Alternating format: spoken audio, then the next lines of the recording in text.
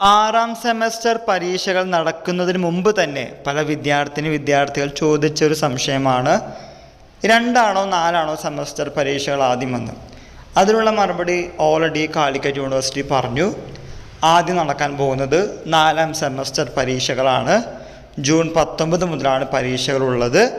അതിൻ്റെ detailed time table വന്നിട്ടുണ്ട്.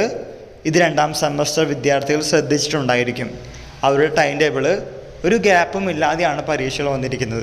19, 20 അങ്ങനെ കോൺസിക്യൂട്ടീവ് ഡേയ്സിലാണ് പരീക്ഷകളൊക്കെ പ്ലാൻ ചെയ്തിരിക്കുന്നത്.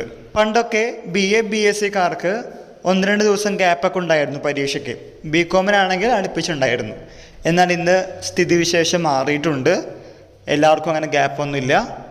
തുടരെ പരീക്ഷകളാണ്. മുൻകൂട്ടി പഠിച്ചിട്ടില്ലെങ്കിൽ പണി പാലും വെള്ളത്തിൽ കിട്ടുമെന്ന് മനസ്സിലാക്കി വയ്ക്കുക. പറഞ്ഞു വന്നത് 2ാം സെമസ്റ്റർ പരീക്ഷകളുടെ കാര്യമാണ്. 1ാം സെമസ്റ്റർ പരീക്ഷകൾ കഴിഞ്ഞു, റിസൾട്ട് വന്നു.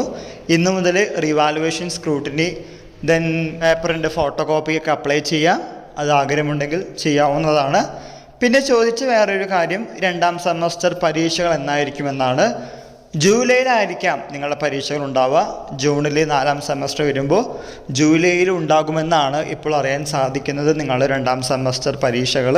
അതുകൊണ്ട് ഇന്നു മുതൽക്ക് തന്നെ പഠിക്കാത്തവർ പഠിച്ചു തുടങ്ങുക. നമ്മൾ ഇന്നലൊരു വീഡിയോ ചെയ്തിരുന്നു, എങ്ങനെ പഠിക്കണം, എന്തു ചെയ്യണം, എങ്ങനെ പ്രൊഡക്റ്റീവായിട്ട് മുന്നോട്ട് പോകാം എന്നതിനെക്കുറിച്ചൊക്കെ നമ്മളൊരു വീഡിയോ ചെയ്തിരുന്നു. കാണാത്തവരുണ്ടെങ്കിൽ കാണാൻ ശ്രമിക്കുക.